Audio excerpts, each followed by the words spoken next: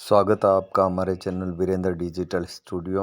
आज हम आपको मिलवाएंगे अपोलो हॉस्पिटल के नेफ्रोलॉजिस्ट डॉक्टर मनोज कुमार जी गुंबर से।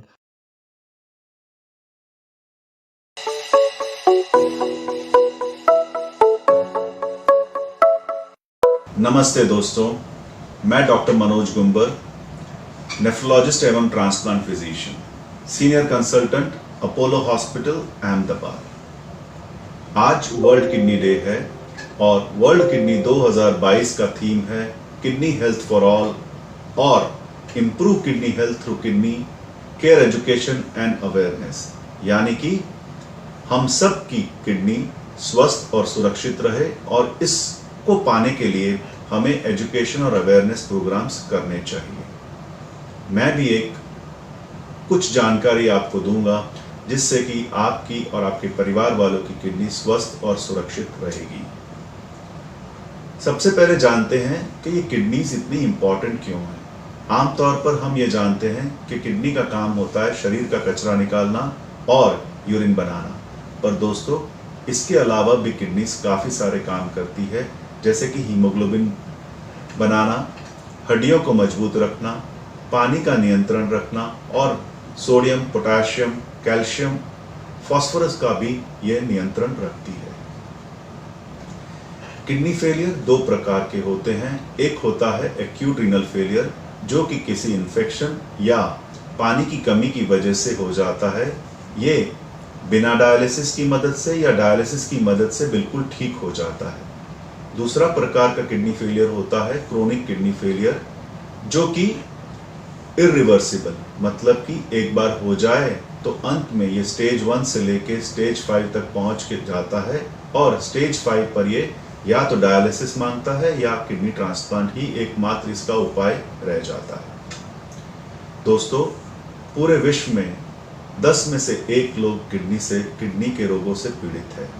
भारत में क्रोनिक किडनी डिजीज का प्रेवलेंस कहेंगे जो है वो 9 से 17% है और भारत में 1.5 लाख लोगों की मृत्यु हर साल क्रोनिक किडनी डिजीज की वजह से होती है। दोस्तों, पहले तो ये माना जाता था कि किडनी की तकलीफ जो होती है 50-60 साल की उम्र के बाद ही होती है, पर दोस्तों ये पाया गया है, डेटा ये कहता है कि 40% लोगों की किडनी 30 से 40 वर्ष की उम्र में ही खराब हो जाती है। अब ये जानते हैं कि किडनी खराब होने के लक्षण क्या होते हैं। तो दोस्तों, ऐसा कोई एक लक्षण नहीं होता जिससे हम ये कह सके कि किसी की भी किडनी खराब है। लक्षण में कमजोरी रहना, खाना ना खा पाना, खाना देख के उल्टी होना, वजन कम होना या फिर पानी इकट्ठा होने की वजह से शरीर का वजन बढ़ जाना, रात को पेशाब ज़्यादा जाना, पैरों में सूजन होना, चलने में सांस चढ़ना, थकावट रहना और कुछ काम नहीं कर पाना, ये सारे लक्षण जो हैं वो किडनी के लक्षण हैं। पर अफसोस की बात यह है कि जब किडनी स्टेज 1 में फेल होती है तब कोई लक्षण होते ही नहीं है और करीब 90% जब किडनी फेल होती है तभी ये लक्षण आते हैं। तो दोस्तों, हमें अपनी किडनी स्वस्थ है ये जानकारी कैसे मिलेगी? ये मिलती है हमें 2 टेस्ट कराने से, एक यूरिन का टेस्ट कराने से जो कि यूरिन आरएम है और एक ब्लड का टेस्ट कराने से जिसे कहते हैं सीरम क्रिएटिनिन। क्या दोस्तों हर किसी इंसान को ये टेस्ट कराने चाहिए? नहीं, उन्हीं को ये टेस्ट कराने चाहिए जो कि ब्लड प्रेशर से, डायबिटीज से, यानी कि मधुमेह से, जिनको किडनी के पथरी है या फिर घर में किसी को किडनी की बीमारी है और जिनका मोटापापन है, उनको ये टेस्ट जरूर कराना चाहिए। दोस्तों, आज जानकारी लेते हैं कि ये kidney disease, chronic kidney disease होती क्यों है। इसके 2 फैक्टर्स होते हैं, एक मॉडिफाइबल फैक्टर्स और एक होते हैं नॉन मॉडिफाइबल फैक्टर्स। यानी कि नॉन मॉडिफाइबल फैक्टर्स का मतलब होता है कि जिस पे हमारा कंट्रोल नहीं है। जिस पे हमारा कंट्रोल नहीं है उस पर हम चर्चा ही नहीं करेंगे। हम केवल मॉडिफाइबल फैक्टर्स, मतलब कि जिस पे हमारा कंट्रोल है, नियंत्रण है, उसी पे हम चर्चा करेंगे। तो ये मॉडिफाइबल फैक्टर्स कौन से हैं? मॉडिफाइबल फैक्टर्स है डायबिटीज का होना, ब्लड प्रेशर का होना, पथरी का होना, मोटापापन होना, स्ट्रेस और बार बार यूरिन में इन्फेक्शन होना, इन सब कारणों से किडनी फेलियर होती है। दो मुख्य कारण है किडनी फेल होने के हैं, वो हैं डायबिटीज और ब्लड प्रेशर का होना। इन दोनों का अगर हम मिला देते हैं तो करीब 60 से 70% लोगों की किडनी इन्हीं की वजह से खराब होती है।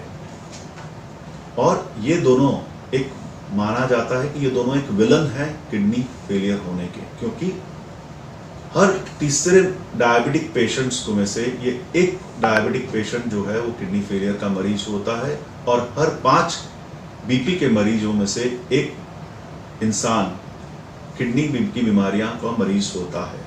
अब ये जानकारी लेते हैं कि डायबिटीज और किडनी का रिलेशन क्या है। दोस्तों, आप सब जानते हैं कि डायबिटीज 2 प्रकार के होते हैं। एक होता है टाइप 1 डायबिटीज जो छोटेपन मतलब कि बचपन में ही हो जाता है, और टाइप 2 डायबिटीज जो होता है वो बड़े होने पर होता है। टाइप 1 डायबिटीज में 30% लोगों की किडनी खराब होती है, और टाइप 2 डायबिटीज में ये 10 से 40% लोगों की किडनी खराब होती है। दोस्तों, आगे जानकारी लेते हैं कि क्या हर डायबिटीज वालों को किडनी फेल होती है? नहीं, उन्हीं को होती है जो अपना शुगर्स अनकंट्रोल रखते हैं। उन डायबिटीज वालों को होती है जिनको ब्लड प्रेशर की भी बीमारी साथ में होती है, और जो मोटापापन होता है, जो स्मोकिंग करते हैं। हाँ, जिन लोगों को आंखों की बीमारी डायबिटीज की वजह से होती है, यानी कि डायबिटिक रेटिनोपैथी होती है, उनको डायबिटिक नेफ्रोपैथी यानी कि किडनी की बीमारी होने की संभावना बहुत होती है। अब जानकारी लेते हैं कि हमें डायबिटिक पेशेंट्स को क्रिएटिनिन का चेक कब कराना चाहिए और यूरिन रूटीन माइक्रो कब चेक कराना चाहिए। तो दोस्तों, टाइप 1 डायबिटीज में 5 साल आपको डायबिटीज टाइप 1 डायबिटीज पता चलता है उसके 5 साल बाद कराना चाहिए, पर जिन्हें टाइप 2 डायबिटीज होता है उन्हें तो जैसे ही पता चलता है तभी कराना चाहिए। और दोनों डायबिटिक वाले पेशेंट को हर साल अपना क्रिएटिनिन और यूरिन आयरन चेक कराना ही चाहिए। जिन लोगों को ब्लड प्रेशर है उन्हें ब्लड प्रेशर के पता चलने पर क्रिएटिनिन का चेक कराना चाहिए, और फिर हर 3 साल पे कराना चाहिए। जिन लोगों के परिवार में किडनी की बीमारी है उन्हें हर 3 साल में ये चेक कराना चाहिए जब तक कि ये नॉर्मल रहता है। दोस्तों, अब जानकारी ये लेते हैं कि हमें अपना ब्लड शुगर कंट्रोल कब शुरू करना चाहिए।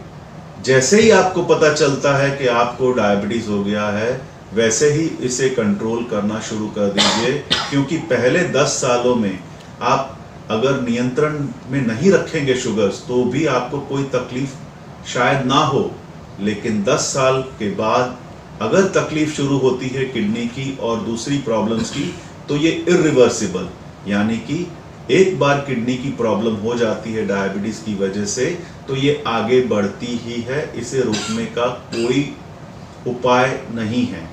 तो दोस्तों, किडनी के मरीज हैं वो अगर चाहें तो अपनी किडनी भी सुरक्षित रख सकते हैं। HbA1c एक चीज है, एक टेस्ट है जिससे ये पता चलता है कि हमारा पिछले 3 महीने का शुगर कैसा रहा है। आमतौर पर इसकी मात्रा जो होती है 6 से 7 होती है और 6 से 7 रखनी चाहिए, पर अगर कोई इंसान इसे 7 से 8, 8 से 9, 9 से 10 करता रहता है तो इससे कॉम्प्लिकेशन होने के भी चांसेस बढ़ जाते हैं। पर यही इंसान अगर वापस 10 से 7 या 10 से 6 ले आता है तो इसे किडनी की बीमारी में 75% की कमी हो सकती है, आंख का प्रॉब्लम होने में 50% की कमी हो सकती है, और जो न्यूरोलॉजिकल प्रॉब्लम्स होते हैं उसमें भी ये 60% की कमी हो सकती है। डेटा ये कहता है कि अगर 1% HbA1c भी अगर आपने कम कर लिया तो आपको आंखों की और किडनी की प्रॉब्लम होने में 37% की कमी हो जाएगी। अब ये जानकारी लेते हैं दोस्तों कि हमें अपना ब्लड शुगर कंट्रोल कैसे करना चाहिए। सबसे पहले तो आप अपने डॉक्टर से मिलिए, उनके बताए हुए रास्ते पर चलिए, यानी कि उनकी जो दवाइयाँ लिखी हुई हैं वो आप नियम तौर पर लीजिए। एक बार ये दवाइयों से आपका शुगर कंट्रोल हो जाता है तो प्लीज़ बिना डॉक्टर की सलाह से ये दवाइयाँ बंद मत करिए। जब भी आप अपने डॉक्टर के पास जाइए तो अपने डॉक्यूमेंट्स जरूर लेके जाइए। आप अपना फास्टिंग यानी कि भूखे पेट का शुगर, PPBS यानी कि खाना खाने के 2 घंटे के बाद का शुगर का चार्ट ले जाना मत भूलिए। और ये याद रखिए कि आपको अपना यूरिन का टेस्ट हर 3 सालों में या हर 1 साल में तो कराना ही है। जिन लोगों को डायबिटीज होता है उन लोगों को ब्लड प्रेशर भी होने की संभावना ज़्यादा होती है, इसीलिए अपना ब्लड प्रेशर भी चेक कराना ही चाहिए। अब हम दूसरे विलन की बात करते हैं, यानी कि हाइपरटेंशन या ब्लड प्रेशर की। दोस्तों, अक्सर विकसित देशों में भी 50% लोगों को ही पता होता है कि उन्हें ब्लड प्रेशर का बीमारी है, और जिन्हें ये बीमारी पता भी चल जाती है केवल 50% लोग ही इसकी दवाई करते हैं, और जो दवाई लेते हैं उसमें से भी 50% ही लोग इसे कंट्रोल कर सकते हैं। ब्लड प्रेशर कंट्रोल किसे कहते हैं? जिसका भी ब्लड प्रेशर 130/80 से नीचे रहता है उसे ब्लड प्रेशर कंट्रोल्ड कहते हैं। भारत में ये शहरों में 33% लोगों को है, और गांव में भी ये अब 25% लोगों में फैल चुका है। दोस्तों, अगला प्रश्न आता है कि हमें अपना ब्लड प्रेशर कंट्रोल किस तरह से करना है। कंट्रोल ब्लड प्रेशर, जैसे कि मैंने बताया, 130/80 से नीचे ही ब्लड प्रेशर कंट्रोल माना जाता है। सबसे पहले आप अपने डॉक्टर से मिलिए। अगर आपका डॉक्टर कहता है कि दवाई से ही आपका ब्लड प्रेशर कंट्रोल होगा तो दवाई शुरू कर दीजिए। दवाई के कारण अगर आपका ब्लड प्रेशर कंट्रोल हो गया है तो दवाई बिना डॉक्टर से पूछे बंद मत करिए, क्योंकि कोई भी बीपी की दवाई आपकी किडनी खराब नहीं करती है, बीपी की दवाई आपकी हृदय खराब नहीं करती है। आपको ये दवा नियमित सर लेनी ही है। दवा के साथ साथ आपको अपना नमक की मात्रा कम करनी है, व्यायाम करना है, रोज सुबह उठ के कम से कम 45 मिनट आपको चलना है, स्ट्रेस कम लेना है जिंदगी में, और आप अपना वजन नियंत्रण में रखना है। दोस्तों, अब ये तो बात तय हो गई है कि डायबिटीज और ब्लड प्रेशर जो है वो मुख्य कारण है किडनी फेल होने के। लेकिन अब ये जानकारी लेते हैं कि ये डायबिटीज और ब्लड प्रेशर का मुख्य कारण आजकल क्या है। आजकल डायबिटीज और ब्लड प्रेशर का मुख्य कारण है मोटापापन। मोटापापन पहले देखा जाता था केवल बड़ों में होता है, लेकिन आजकल तो बच्चों में भी ये मोटापापन बहुत फैल गया है।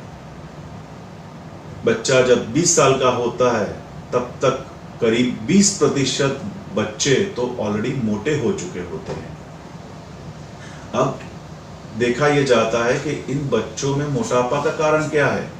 बच्चों में मोटापे का कारण है, सबसे पहले कारण है टीवी। आमतौर पर एक बच्चा 25 घंटे हर हफ्ते टीवी देखता है, और हर घंटे पर वह 2% चांसेस उसके मोटापे होने के बढ़ जाते हैं। टीवी में हर तीसरी एड जो होती है वो खाने पीने की होती है। बच्चा ललचा जाता है और यही देखता है कि बड़े बड़े लोग, स्टार लोग जो हैं वो इसी को खा के स्टार बने हैं, और वो इससे आकर्षित हो जाता है, और ये वो सारी चीजें फास्ट फूड, पैक्ड आइटम्स खाने लग जाता है, जिसके कारण ये मोटापा उसको हो जाता है।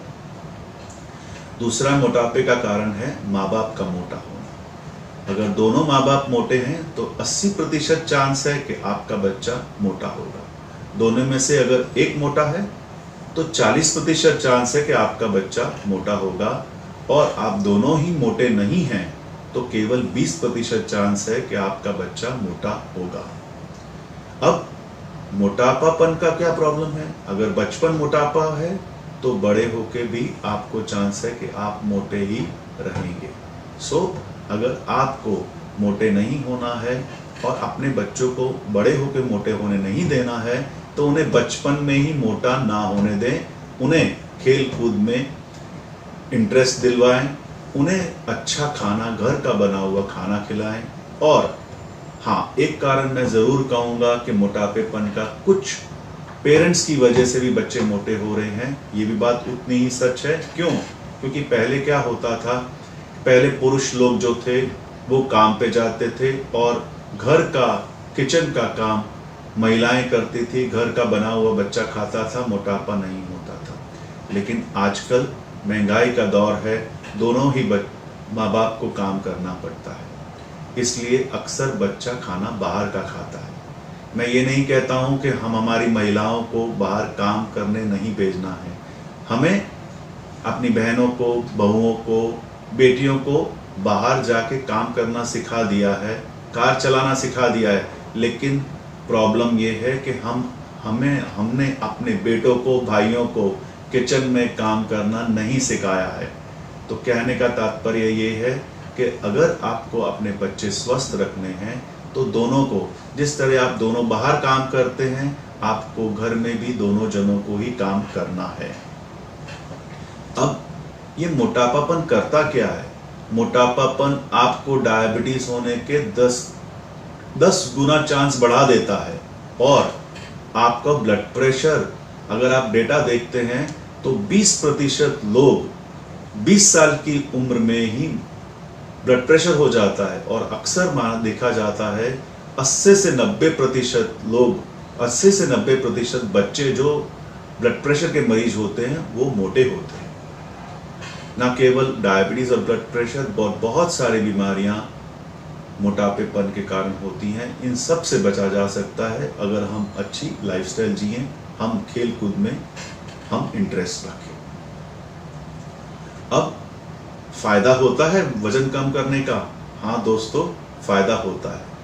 अगर आप 10 किलो वजन कम कर लेते हैं तो करीब 10 मिलीमीटर आपका सिस्टोलिक ब्लड प्रेशर, माने कि ऊपर वाला ब्लड प्रेशर कम हो जाता है। यानी कि हाँ, अगर आप अपना वजन कम करते हैं तो हो सकता है बिना दवाई के ही आपका ब्लड प्रेशर कंट्रोल हो जाए। पर उसके लिए मेहनत करनी होगी, उसके लिए लाइफस्टाइल चेंज करने होंगे। अब दूसरा कारण है हम भारतीयों का, हम नमक बहुत खाते हैं। हमें जितना नमक खाना चाहिए उससे हम 7 गुना नमक खाते हैं। हमें नमक सिर्फ केवल 3 से 5 ग्राम खाना चाहिए, लेकिन हम मिनिमम, भारत में मिनिमम जो नमक होता है वो 12 से 15 ग्राम पर डे नमक कोई कम खाता नहीं है।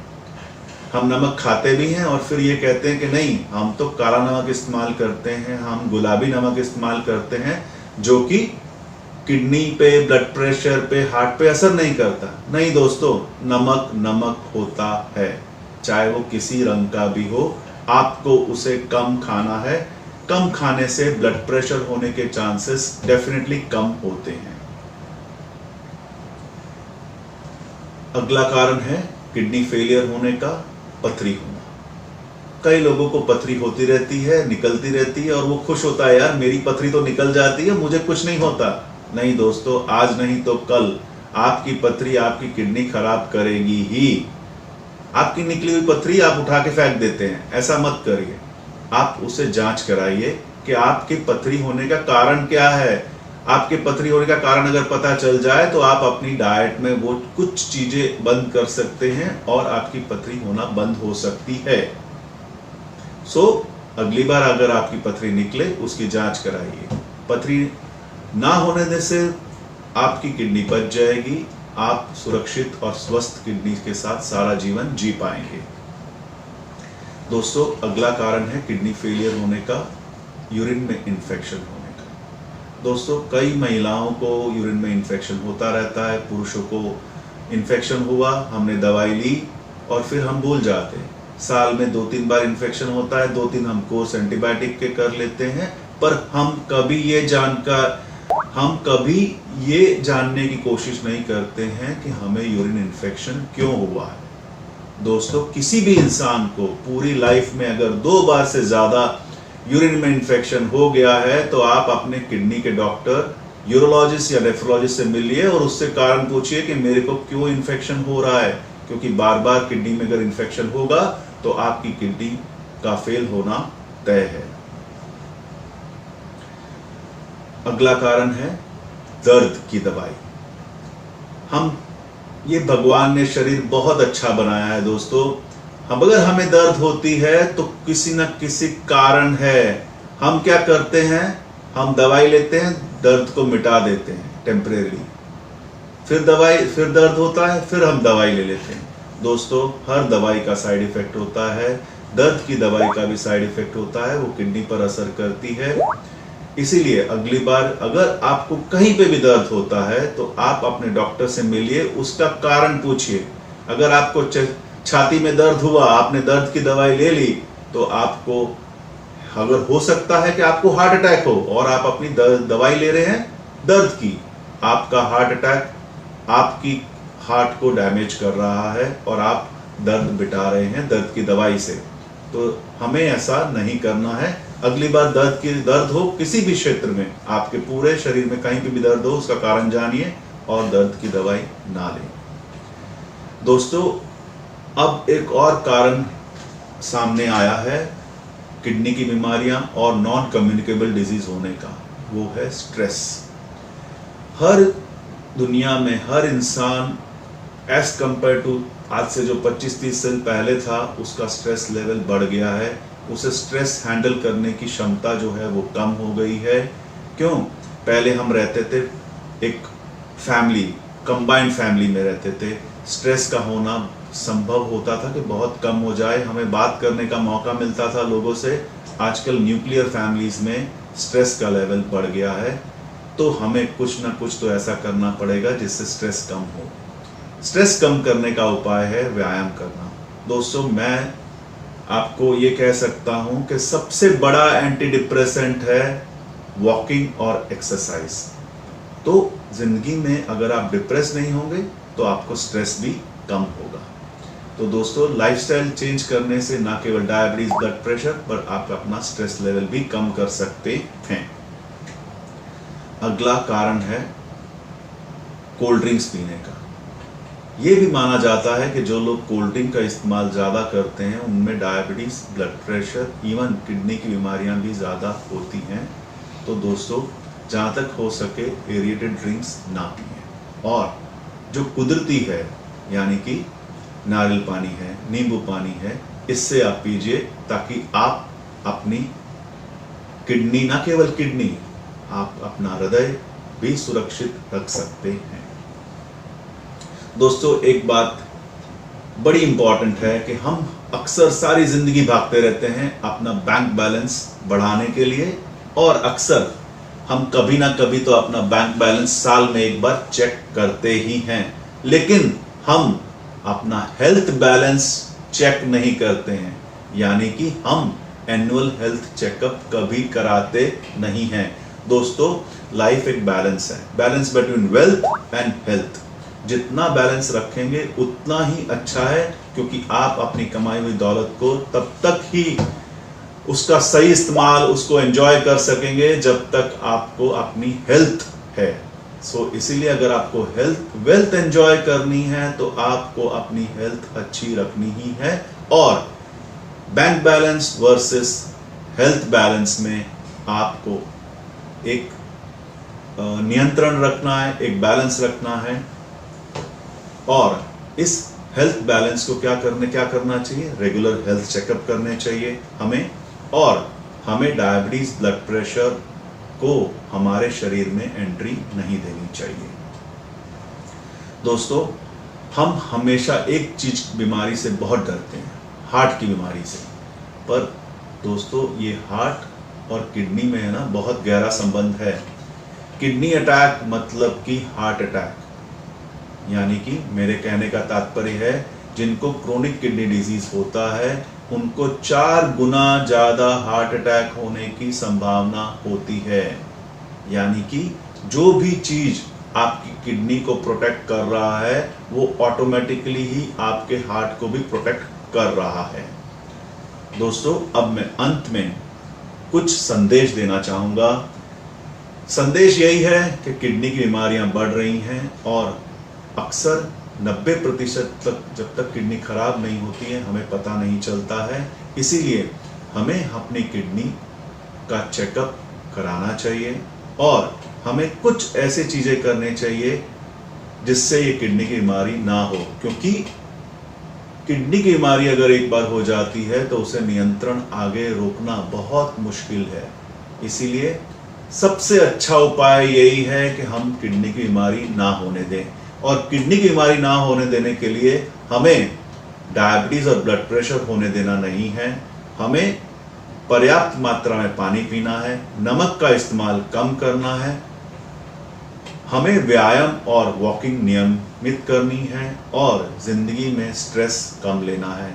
और हाँ, याद से दोस्तों, अगर आपको किसी भी जगह पेन होता है तो डॉक्टर से जाके मिलिए, सिर्फ पेन किलर खा के उसे दबाइए मत। जय हिंद, नमस्ते।